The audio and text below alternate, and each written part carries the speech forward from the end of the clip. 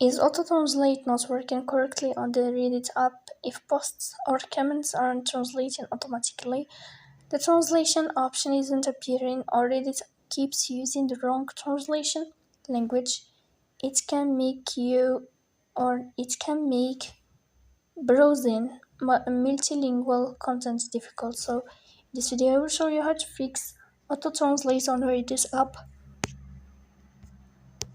The first thing you have to do is to go to Reddit.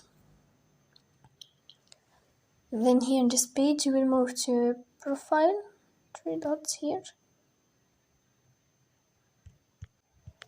Sorry, here, profile. Then we'll go to three lines. This page you will click on settings. And then here in this window what you will find is language and translation. We'll tap on auto translate. So please don't forget to super chat by like and subscribe. See you next time.